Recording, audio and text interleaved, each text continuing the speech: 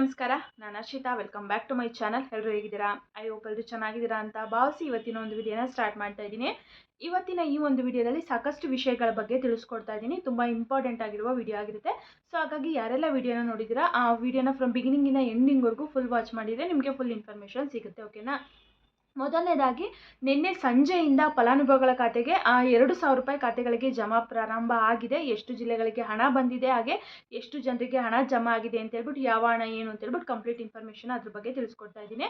ಹಾಗೆಯೇ ಗೃಹಲಕ್ಷ್ಮಿ ಯೋಜನಾ ಉಳಿದಂಥ ಕಂತುಗಳ ಬಗ್ಗೆನೂ ಕೂಡ ಲಕ್ಷ್ಮಿ ಹೆಬ್ಬಾಳ್ಕರ್ ಮೇಡಮ್ ನಿನ್ನೆ ಲೇಟೆಸ್ಟ್ ಆಗಿ ಮತ್ತೆ ಅಪ್ಡೇಟನ್ನು ಕೊಟ್ಟಿದ್ದಾರೆ. ಅದ್ರ ಬಗ್ಗೆನೂ ಕೂಡ ಕಂಪ್ಲೀಟ್ ಇನ್ಫಾರ್ಮೇಷನ್ ತಿಳಿಸ್ಕೊಡ್ತಾ ಇದ್ದೀನಿ. ಇವಾಗ ಏನು ಕಂತುಗಳು ಪೆಂಡಿಂಗ್ ಇದೆ ಅದನ್ನ ಯಾವಾಗ ಬಿಡುಗಡೆ ಮಾಡ್ತಾ ಇದ್ದಾರೆ ಏನು ಅಂತ ಹೇಳ್ಬಿಟ್ಟು. ಸೊ ಆ್ಯಂಡ್ ಇಷ್ಟೇ ಅಲ್ಲ, ರೇಷನ್ ಕಾರ್ಡ್ ಬಗ್ಗೆನೂ ಕೂಡ ತುಂಬ ಇಂಪಾರ್ಟೆಂಟ್ ಆಗಿರೋ ಒಂದು ಇನ್ಫಾರ್ಮೇಷನ್ ಬಂದಿದೆ ಸರ್ಕಾರದ ಕಡೆಯಿಂದ. ರೇಷನ್ ಕಾರ್ಡ್ ಕ್ಯಾನ್ಸಲೇಷನ್ಗೆ ಸಂಬಂಧಪಟ್ಟಂತೆ ತುಂಬ ಜನ ರೇಷನ್ ಕಾರ್ಡ್ಗಳು ಮತ್ತೆ ಕ್ಯಾನ್ಸಲ್ ಆಗೋ ಚಾನ್ಸಸ್ಗಳು ಇದೆ. ಸೊ ಹಾಗಾಗಿ ಯಾರೆಲ್ಲ ವಿಡಿಯೋನ ನೋಡ್ತಾ ಇದ್ದೀರಾ, ವಿಡಿಯೋನ ಫ್ರಮ್ ಬಿಗಿನಿಂಗಿಂದ ಎಂಡಿಂಗ್ವರೆಗೂ ಫುಲ್ ವಾಚ್ ಮಾಡಿ. ನಿಮಗೆ ಎಲ್ಲ ಇನ್ಫಾರ್ಮೇಷನ್ ಕೂಡ ಕ್ಲಿಯರ್ ಆಗಿ ಗೊತ್ತಾಗುತ್ತೆ. ಸ್ವಲ್ಪನೇ ನೋಡಿಬಿಟ್ಟು ಫೇಕ್ ನ್ಯೂಸ್ ನಿಮಗೆ ಗೊತ್ತಾ ಹಾಗೆ ಹಿಂಗೆ ಅಂತೆಲ್ಲ ಕಮೆಂಟ್ ಮಾಡೋದನ್ನ ಬಿಡಿ. ದಯವಿಟ್ಟು ವಿಡಿಯೋನ ಕೊನೆವರೆಗೂ ನೋಡಿದರೆ ನಿಮಗೆ ಗೊತ್ತಾಗುತ್ತೆ ಏನು ಮಾಹಿತಿ ಅಂತ ಹೇಳ್ಬಿಟ್ಟು. ಸೊ ಅವಾಗ ಸುಮ್ಮನೆ ಇರ್ತೀರಾ. ಸ್ವಲ್ಪ ನೋಡೋದು ಹೆಂಗೆ ಬೇಕಂಗೆ ಕಮೆಂಟ್ ಹಾಕೋದು ಯಾರು ಕೂಡ ದಯವಿಟ್ಟು ಮಾಡೋದಕ್ಕೆ ಹೋಗ್ಬೇಡಿ. ಇಲ್ಲಾಂದರೆ ವಿಡಿಯೋನೂ ಕೂಡ ನೋಡೋದಕ್ಕೆ ಹೋಗ್ಬೇಡಿ. ಬನ್ನಿ ವಿಡಿಯೋನ ಸ್ಟಾರ್ಟ್ ಮಾಡೋಣ. ಅದಕ್ಕೂ ಮುಂಚೆ ನೀವೇನಾದರೂ ನನ್ನ ಚಾನಲ್ನ ಫಸ್ಟ್ ಟೈಮ್ ನೋಡ್ತಾ ಇದ್ದೀರಾ, ಹೊಸದಾಗಿ ಏನಾದರೂ ನನ್ನ ಚಾನಲ್ ನೋಡ್ತಾ ಇದ್ದೀರಾ ಅಂತಂದರೆ ಪ್ಲೀಸ್ ಅರ್ಷಿತಾ ಯೂಟ್ಯೂಬ್ ಚಾನಲ್ನ ಸಬ್ಸ್ಕ್ರೈಬ್ ಮಾಡ್ಕೊಳ್ಳಿ. ಹಾಗೆ ಈ ಒಂದು ವಿಡಿಯೋ ಇಷ್ಟ ಆದರೆ ಪ್ಲೀಸ್ ಒಂದು ಲೈಕ್ ಮಾಡಿ. ಬನ್ನಿ ವಿಡಿಯೋನ ಸ್ಟಾರ್ಟ್ ಮಾಡೋಣ. ಮೊದಲನೇದಾಗಿ ನಿನ್ನೆ ಸಂಜೆಯಿಂದ ಫಲಾನುಭವಿಗಳ ಖಾತೆಗೆ 2,000 ರೂಪಾಯಿ ಹಣ ಜಮಾ ಆಗ್ತಾ ಇದೆ ಅಂತ ಹೇಳ್ಬಿಟ್ಟು ತಿಳಿಸ್ದೆ ಅಲ್ವಾ. ನಿಜವಾಗ್ಲೂ ಒಂದು ರೀತಿ ತುಂಬ ಖುಷಿಯಾಗಿರುತ್ತೆ ಫಲಾನುಭವಿಗಳಿಗೆ. ಹೇಳಬೇಕಂತಂದರೆ ಗುಡ್ ನ್ಯೂಸ್ ಅಂತಲೇ ಹೇಳ್ಬೋದು. PM ಕಿಸಾನ್ ಯೋಜನಾ 21ನೇ ಕಂತಿನ ಹಣ ನವೆಂಬರ್ 19ನೇ ತಾರೀಕು ರಿಲೀಸ್ ಮಾಡ್ತೀವಿ ಅಂತ ಹೇಳ್ಬಿಟ್ಟು ಕೇಂದ್ರ ಸರ್ಕಾರದಿಂದ ತಿಳಿಸಿದರು.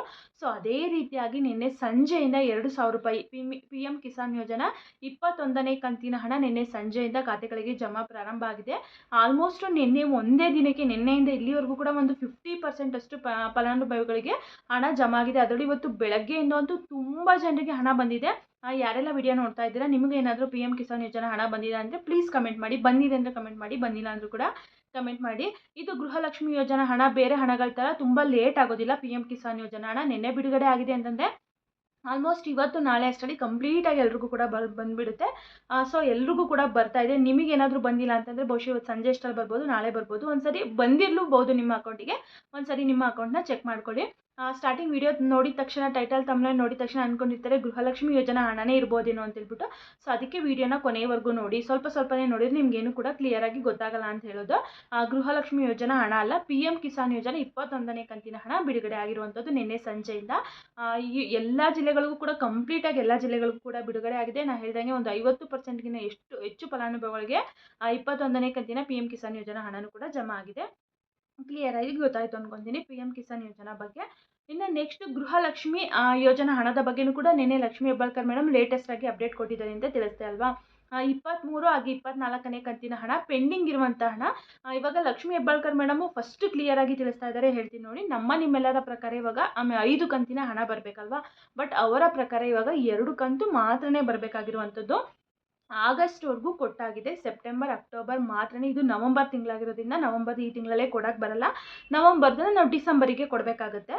ಸೊ ಇವಾಗ ಕೊಡಬೇಕಾಗಿರುವಂಥದ್ದು ಸೆಪ್ಟೆಂಬರ್ ಮತ್ತು ಅಕ್ಟೋಬರ್ ತಿಂಗಳ ಹಣ ಮಾತ್ರನೇ. ಅದನ್ನು ಆದಷ್ಟು ಶೀಘ್ರದಲ್ಲಿ ಬಿಡುಗಡೆ ಮಾಡ್ತೀನಿ. ಸೆಪ್ಟೆಂಬರ್ ತಿಂಗಳ ಹಣನೂ ಕೂಡ ಆಲ್ರೆಡಿ ಫಿನಾನ್ಸ್ ಡಿಪಾರ್ಟ್ಮೆಂಟಿಂದ ನಮ್ಮ ಇಲಾಖೆಗೂ ಕೂಡ ಬಂದಿದೆ. ನಮ್ಮ ಇಲಾಖೆನಲ್ಲೂ ಕೂಡ ಪ್ರೊಸೆಸ್ ನಡೀತಾ ಇದೆ ಅಂತ ಹೇಳ್ಬಿಟ್ಟು ತಿಳಿಸಿದ್ದಾರೆ. ಹಾಗಂದರೆ ಈ ತಿಂಗಳಲ್ಲಿ ಬಹುಶಃ ನಿಮಗೆ 1 ಕಂತಿನ ಹಣ ಸಿಗುತ್ತೆ ಅಷ್ಟೇ. ಅಂದರೆ 2 ಕಂತಿನ ಹಣನೂ ಕೂಡ ಅತಿ ಶೀಘ್ರದಲ್ಲಿ ಹಾಕ್ತೀನಿ ಅಂತ ಹೇಳ್ಬಿಟ್ಟು ಲಕ್ಷ್ಮಿ ಹೆಬ್ಬಾಳ್ಕರ್ ಮೇಡಮ್ ತಿಳಿಸಿದ್ರು. ಬಟ್ ಅದವ್ರು 100% 2 ಕಂತಿನ ಹಣನೂ ಕೂಡ ಹಾಕಲ್ಲ. 1 ಕಂತಿನ ಹಣ ಮಾತ್ರನೇ ಈ ತಿಂಗಳಲ್ಲಿ 30ನೇ ತಾರೀಕು ಅಷ್ಟರಲ್ಲಿ ಬರುತ್ತೆ. ಅತಿ ಶೀಘ್ರದಲ್ಲಿ ಅಂತ ತಿಳಿಸಿರೋದ್ರಿಂದ ಇಮ್ಮಿಡಿಯೇಟಾಗಿ ಇವತ್ತು ಕೂಡ ಬರ್ಬೋದು, ನಾಳೆನಾದರೂ ಬರ್ಬೋದು, ಅಥವಾ ಒಂದು 30ನೇ ತಾರೀಕು ಅಷ್ಟರಲ್ಲಾದರೂ ಕೂಡ ಬರ್ಬೋದು. 2 ಕಂತು ಒಟ್ಟಿಗೆ ಬರಲ್ಲ. 1 ಕಂತು ಮಾತ್ರ ಈ ತಿಂಗಳಲ್ಲಿ ಬಂದೇ ಬರುತ್ತೆ. ಇವಾಗ ಮತ್ತೆ ಅವರು ಇನ್ನೂ 1 ಕಂತನ್ನು ಎಕ್ಸ್ಟ್ರಾ ಕೊಟ್ಟಿದ್ದೀವಿ ಅಂತ ಹೇಳ್ಬಿಟ್ಟು ತಿಳಿಸ್ತಾ ಇರುವಂಥದ್ದು. ಇವಾಗ ಆಗಸ್ಟ್ವರೆಗೂ ಕ್ಲಿಯರ್ ಆಗಿದೆ ಅಂತ ತಿಳಿಸ್ತಾ ಇದ್ದಾರೆ. ಅದರಲ್ಲೂ ಮಾಧ್ಯಮದವರು ಕೂಡ ಪ್ರಶ್ನೆ ಮಾಡಿದ್ದಾರೆ, ಮೇಡಮ್ ಕೆಲವರು 4-5 ತಿಂಗಳಿಂದ ಬಂದಿಲ್ಲ ಅಂತ ಹೇಳ್ತಾ ಇದ್ದಾರಲ್ಲ ಅಂತ ಹೇಳ್ಬಿಟ್ಟು. ತಿಳಿಸಿದಾಗ ಇಲ್ಲ ಆಗಸ್ಟ್ವರೆಗೂ ಕೂಡ ಕ್ಲಿಯರ್ ಆಗಿದೆ. ಸೊ ಎಲ್ಲ ಮಿಸ್ಟೇಕ್ ಮಾಡ್ಕೊಂಡಿರ್ಬೋದು. ಸೊ ಹಂಗಾಗಿ ಇಲ್ಲ, ಇನ್ನು ಸೆಪ್ಟೆಂಬರ್, ಅಕ್ಟೋಬರ್ದು ಮಾತ್ರನೇ ನಾವು ಕೊಡಬೇಕು ಅಂತಲೂ ಕೂಡ ಹೇಳಿದ್ದಾರೆ. ಹಾಗೆ ಯಾಕೆ ಲೇಟ್ ಆಗ್ತಿದೆ, ಪ್ರತಿ ತಿಂಗಳು ಕೊಡೋಕ್ಕಾಗ್ತಾ ಇಲ್ಲ ಯಾಕೆ ಅಂತ ಕೇಳಿದಾಗೂ ಕೂಡ ಅವ್ರು ಹೇಳಿದರು, ನಾವು ಗೃಹಲಕ್ಷ್ಮಿ ಯೋಜನಾ ಹಣ ಕೊಡೋದಕ್ಕೆ ಪ್ರತಿ ತಿಂಗಳು ಕೂಡ 2,500 ಕೋಟಿ ಹಣನ ಹೊಂದಿಸ್ಬೇಕು.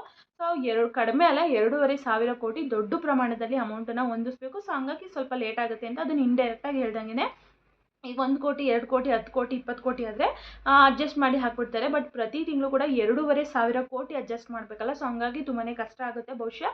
ಹಾಗಾಗಿ ಆ ರೀತಿ ಹೇಳಿದ್ದಾರೆ ಅಂತ ಅನಿಸುತ್ತೆ.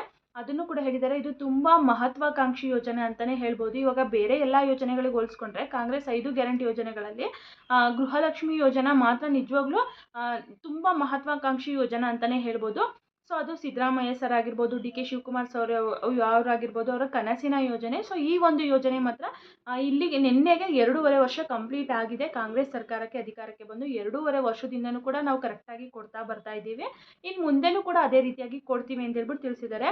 ಬಟ್ ಇವರು ಕೊಟ್ಟಿದ್ದಾರೆ ಇಲ್ಲ ಅಂತಲ್ಲ, ಬಟ್ ಕರೆಕ್ಟಾಗಂತೂ ಕೊಟ್ಟಿಲ್ಲ. ಎಲ್ರಿಗೂ ಕೂಡ ಗೊತ್ತಿದೆ ಇವರು ಕರೆಕ್ಟಾಗಿ ಏನು ಕೊಡ್ತಾ ಬರ್ತಾ ಇಲ್ಲ. 6 ತಿಂಗಳಿಗೊಂದ್ಸರಿ 3-4 ತಿಂಗಳಿಗೊಂದ್ಸರಿ ಸೊ ಈ ರೀತಿಯಾಗಿ ಕೊಡ್ತಾ ಬರ್ತಾ ಇದ್ದಾರೆ. ಅದರಲ್ಲೂ ಕೂಡ ಇವಾಗ ಮತ್ತೆ 2-3 ಕಂತನ್ನ ಕೊಟ್ಟಿಲ್ಲ ಅಂದ್ರೂ ಕೂಡ ಕೊಟ್ಟಿದ್ದೀವಿ ಅಂತ ಹೇಳ್ಬಿಟ್ಟು ತಿಳಿಸ್ತಾ ಇದ್ದಾರೆ.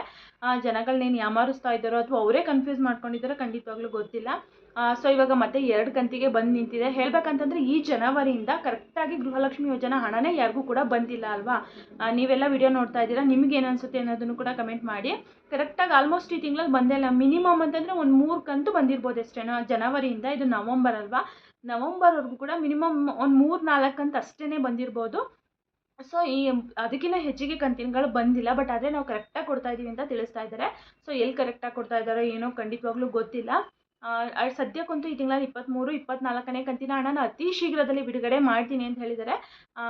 100% ಇವರು 2 ಕಂತನ್ನು ಕೊಡಲ್ಲ, 1 ಕಂತನ್ನು ಬಹುಶಃ ಈ ತಿಂಗಳು ಮುಗಿಯೋಷ್ಟರಲ್ಲಿ ಬಿಡುಗಡೆ ಮಾಡ್ತಾರೆ. ಇನ್ನು ತುಂಬ ಜನಕ್ಕೆ 22ನೇ ಕಂತಿನ ಹಣನೂ ಕೂಡ ಬರಬೇಕು. ಪ್ರತಿದಿನವೂ ಕೂಡ ಸ್ವಲ್ಪ ಜನಕ್ಕೆ ಬರುತ್ತೆ, ಅಥವಾ ಕೆಲವೊಂದು ಸ್ಟಾಪ್ ಆಗಿದ್ರೂ ಕೂಡ ಆಗಿರ್ಬೋದು. ನೆಕ್ಸ್ಟ್ ಕಂತು ಏನಾದರೂ ರಿಲೀಸ್ ಆದಾಗ ಆವಾಗ ಪೆಂಡಿಂಗ್ ಹಣನೂ ಕೂಡ ಕ್ಲಿಯರ್ ಮಾಡಿಬಿಡ್ತಾರೆ. ಸೊ ಇವಾಗ ಕ್ಲಿಯರಾಗಿ ಗೊತ್ತಾಯ್ತು ಅಂದ್ಕೊತೀನಿ. ಇನ್ನು ರೇಷನ್ ಕಾರ್ಡ್ ಬಗ್ಗೆ ತುಂಬ ಇಂಪಾರ್ಟೆಂಟ್ ಆಗಿರೋ ಮಾಹಿತಿ ಅಂತ ತಿಳಿಸ್ತೆ ಅಲ್ವಾ. ಅಂದರೆ ರೇಷನ್ ಕಾರ್ಡ್ ಕ್ಯಾನ್ಸಲೇಷನ್ ಬಗ್ಗೆ.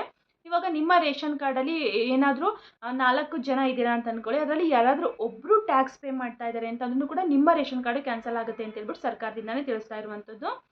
ನಿಮ್ಮ ರೇಷನ್ ಕಾರ್ಡಲ್ಲಿ ಇರುವಂಥವ್ರು ಯಾರೊಬ್ಬರು ಕೂಡ ಇವಾಗ ಒಂದು ಕಾರ್ಡಲ್ಲಿ 4 ಜನ ಇರ್ತಾರೆ ಅಂತ ಅಂದ್ಕೊಳ್ಳಿ, ಮಕ್ಕಳೇ ಇರ್ತಾರೆ ಅಂದ್ಕೊಳ್ಳಿ, ಅಪ್ಪ ಅಮ್ಮ ಇಬ್ಬರು ಮಕ್ಕಳು ಇರ್ತಾರೆ. ಅದರಲ್ಲಿ ಯಾರೇ ಒಬ್ಬರು ನಿಮ್ಮದು ಮಗ ಇವಾಗ ರೀಸೆಂಟಾಗಿ ಕೆಲಸಕ್ಕೆ ಸೇರ್ಕೊಂಡಿದ್ದಾರೆ, ಟ್ಯಾಕ್ಸ್ ಪೇ ಮಾಡ್ತಾ ಇದ್ದಾರೆ ಅಥವಾ GST ಏನಾದರೂ ಕಟ್ತಾ ಇದ್ದಾರೆ ಅಂತಂದರೆ ನಿಮ್ಮ ಕಾರ್ಡು ಕೂಡ ಕ್ಯಾನ್ಸಲ್ ಆಗುತ್ತೆ ಅಂತ ಹೇಳ್ಬಿಟ್ಟು ತಿಳಿಸಿದ್ದಾರೆ. ಆ ರೀತಿ ಕಾರ್ಡ್ಗಳನ್ನ ಇವಾಗ ಆಲ್ರೆಡಿ ಕ್ಯಾನ್ಸಲ್ ಮಾಡಿದ್ದಾರಂತೆ. ಸೊ ಹಾಗಾಗಿ ಎಲ್ರದ್ದು ಕೂಡ ಆಲ್ಮೋಸ್ಟ್ ಕ್ಯಾನ್ಸಲ್ ಆಗುತ್ತೆ. ಯಾರೇನೋ ರೇಷನ್ ಕಾರ್ಡಲ್ಲಿ ಇರುವಂಥವ್ರು ಯಾರಾದರೂ ಒಬ್ಬರು ಕೂಡ ಟ್ಯಾಕ್ಸ್ ಕಟ್ತಾ ಇದ್ದಾರೆ ಅಂತಂದರೆ ನಿಮ್ಮ ರೇಷನ್ ಕಾರ್ಡ್ ಕ್ಯಾನ್ಸಲ್ ಆಗುತ್ತೆ. ಇದ್ರ ಬಗ್ಗೆ ನಿಜವಾಗ್ಲೂ ಜನಗಳಿಗೆ ಸ್ವಲ್ಪ ಬ್ಯಾಡ್ ಒಪಿನಿಯನ್ ಬರ್ತಾ ಇದೆ ಅಂತಲೇ ಹೇಳ್ಬೋದು. ಯಾಕಂದರೆ ಇಷ್ಟು ವರ್ಷ ಯಾವುದೇ ರೂಲ್ಸ್ಗಳು ಏನೂ ಇರಲಿಲ್ಲ. ಇಷ್ಟು ವರ್ಷ ಎಲ್ಲ ಕೊಡ್ತಾ ಇದ್ವಿ. ಇವಾಗ ಗ್ಯಾರಂಟಿ ಯೋಜನೆಗಳನ್ನ ತಂದಮೇಲೆ ನಮ್ಮ ಕಾರ್ಡ್ಗಳನ್ನೇ ಕ್ಯಾನ್ಸಲ್ ಮಾಡ್ತಾ ಇದ್ದಾರಲ್ಲ ಅಂತ ಹೇಳ್ಬಿಟ್ಟು ಎಷ್ಟೋ ಜನಕ್ಕೆ ನಿಜವಾಗ್ಲೂ ಬೇಜಾರಾಗಿರುತ್ತೆ. ಎಷ್ಟೋ ಕಷ್ಟಪಟ್ಟು ಮಕ್ಕಳನ್ನ ಓದಿಸಿರ್ತಾರೆ, ಇವಾಗ ಒಂದು ಕೆಲ್ಸಕ್ಕೆ ಹೋಗಿ ಸೇರ್ಕೊಂಡಿರ್ತಾರೆ. ಈಗ ಈ ರೇಷನ್ ಬರ್ತಾ ಇರೋದು ಕೂಡ ಅವ್ರ ಫ್ಯಾಮಿಲಿಗೆ ಎಷ್ಟೋ ಹೆಲ್ಪ್ ಆಗುತ್ತೆ. ಎಲ್ಲ ರೀತಿಯಲ್ಲೂ ಕೂಡ ಚೆನ್ನಾಗಿರಲ್ಲ ಹೇಳ್ಬೇಕಂತಂದರೆ. ಮಕ್ಕಳು ಈ ಕೆಲ್ಸಕ್ಕೆ ಸೇರ್ಕೊಂಡಿರ್ತಾರೆ, ಅವ್ರು ಸಾಲ ಮಾಡಿರ್ತಾರೋ, ಅವ್ರ ಸಮಸ್ಯೆಗಳೇನೇನಿರುತ್ತೋ. ಸೊ ಅದರಲ್ಲಿ ಈಗ ರೇಷನ್ಗೆ ಎಷ್ಟು ಹೆಲ್ಪ್ ಆಗ್ತಾ ಇರುತ್ತೆ ಅವ್ರ ಫ್ಯಾಮಿಲಿಗಳಿಗೆ. ಸಡನ್ನಾಗಿ ರೇಷನ್ ಕಾರ್ಡು ಕಟ್ ಮಾಡಿದಾಗ ಅವರಿಗೆ ತುಂಬಾ ಕಷ್ಟ ಆಗುತ್ತೆ ಅಂತಲೇ ಹೇಳ್ಬೋದು. ಸೊ ಈ ರೀತಿಯೆಲ್ಲ ಜನಗಳ ಅಭಿಪ್ರಾಯಗಳನ್ನ ತಿಳಿಸ್ತಾ ಇದ್ದಾರೆ. ಬಟ್ ಏನೂ ಮಾಡೋಕ್ಕಾಗಲ್ಲ, ಸರ್ಕಾರ ನಿರ್ಧಾರ ತಗೊಂಡಿದೆ, ನಾವು ಕ್ಯಾನ್ಸಲ್ ಮಾಡ್ತೀವಿ ಅಂತ ಹೇಳ್ಬಿಟ್ಟು. ಆ ರೀತಿ ಕ್ಯಾನ್ಸಲ್ ಆಗ್ತಾನೇ ಇದೆ. ಇನ್ನು ಸಾಕಷ್ಟು ರೂಲ್ಸ್ಗಳನ್ನ ಹೇಳಿದ್ದಾರೆ, ಹೇಳೇ ರೇಷನ್ ಕಾರ್ಡ್ಗಳನ್ನ ಕ್ಯಾನ್ಸಲ್ ಮಾಡ್ತಾ ಇದ್ದಾರೆ. ಇದೊಂದು ಇವಾಗ ಹೊಸದಾಗಿ ಆ್ಯಡ್ ಆಗಿರುವಂಥದ್ದು. ನಿಮ್ಮ ರೇಷನ್ ಕಾರ್ಡಲ್ಲಿ ಯಾರೇ ಟ್ಯಾಕ್ಸ್ ಪೇ ಮಾಡ್ತಿದ್ರು ಕೂಡ ಅವ್ರ ಹೆಸರು ಒಬ್ಬರನ್ನ ತೆಗ್ಸೋಕ್ಕಾಗಲ್ಲ, ನಿಮ್ಮ ರೇಷನ್ ಕಾರ್ಡೇ ಕಂಪ್ಲೀಟಾಗಿ ಕ್ಯಾನ್ಸಲ್ ಆಗುತ್ತೆ. ಅದರಲ್ಲೂ ಕೂಡ ಆಲ್ಮೋಸ್ಟ್ 1 ವರ್ಷದಿಂದ ಅಂತೂ ಕರೆಕ್ಟಾಗಿ ರೇಷನ್ ಕಾರ್ಡ್ಗಳನ್ನ ಅಪ್ಲಿಕೇಶನ್ ಬಿಟ್ಟರೂ ಕೂಡ ರೇಷನ್ ಕಾರ್ಡ್ಗಳನ್ನ ಇಶ್ಯೂ ಮಾಡ್ತಾನೇ ಇಲ್ಲ. ಸೊ ಅದೊಂದು ರೀತಿ ಸಮಸ್ಯೆ ಅಂತಲೇ ಹೇಳ್ಬೋದು. ತುಂಬ ಜನ ಹೋಗೋದು ರೇಷನ್ ಕಾರ್ಡಿಗೆಲ್ಲ ಅಪ್ಲೈ ಮಾಡಿರ್ತಾರೆ, ರೇಷನ್ ಕಾರ್ಡ್ ಬಂತಾ, ಯಾವಾಗ ಬರುತ್ತೆ, ಮತ್ತು ಆಹಾರ ಇಲಾಖೆಗೆ ಹೋಗೋದು, ರೇಷನ್ ಕಾರ್ಡ್ ಯಾವಾಗ ಬರುತ್ತೆ ಅಂತ ಕೇಳೋದು. ಸೊ ಈ ರೀತಿ ಎಲ್ಲ ಮಾಡ್ತಾ ಇದ್ದಾರೆ. ಬಟ್ ಸರ್ಕಾರ ಅದ್ರ ಬಗ್ಗೆನೂ ಕೂಡ ಗಮನ ವಹಿಸಬೇಕು, ಬೇಗ ಇಶ್ಯೂ ಮಾಡಬೇಕು ಅಪ್ಲೈ ಮಾಡಿದವ್ರನ್ನ. ಹಾಗೆ ಯಾರ್ದೆಲ್ಲ ಎಲಿಜಿಬಲ್ ಇಲ್ಲ ಅನ್ನೋದಿದ್ದಾರೆ ಅವ್ರದ್ದೆಲ್ಲ ಆದಷ್ಟು ಬೇಗ ಕ್ಯಾನ್ಸಲ್ ಮಾಡ್ತಾ ಇದ್ದಾರೆ ಬಿಡಿ, ಅದ್ರ ಬಗ್ಗೆ ಹೇಳಬೇಕಂತೇನಿಲ್ಲ. ಸೊ ಆದಷ್ಟು ಬೇಗ ಅಪ್ಲೈ ಮಾಡಿರೋವಂಥವ್ರದ್ದನ್ನ ಕೊಟ್ಟರೆ ಎಲ್ರಿಗೂ ಕೂಡ ತುಂಬಾ ಖುಷಿಯಾಗುತ್ತೆ. ಸೊ ಇವತ್ತಿನ ಮಾಹಿತಿ ಇದಾಗಿತ್ತು. ಕ್ಲಿಯರಾಗಿ ಎಲ್ರಿಗೂ ಕೂಡ ಗೊತ್ತಾಯಿತು ಅನ್ಕೋತೀನಿ. ಈ ಮಾಹಿತಿ ಇಷ್ಟ ಆದರೆ ಇನ್ನೂ ನನ್ನ ಚಾನಲ್ನ ಸಬ್ಸ್ಕ್ರೈಬ್ ಮಾಡ್ಕೊಂಡಿಲ್ಲ ಅಂದರೆ ಪ್ಲೀಸ್ ಅಕ್ಷಿತಾ ಯೂಟ್ಯೂಬ್ ಚಾನಲ್ನ ಸಬ್ಸ್ಕ್ರೈಬ್ ಮಾಡ್ಕೊಳ್ಳಿ. ಹಾಗೆ ಈ ವಿಡಿಯೋ ಇಷ್ಟ ಆದರೆ ಪ್ಲೀಸ್ ಒಂದು ಲೈಕ್ ಮಾಡಿ. Thank you for watching.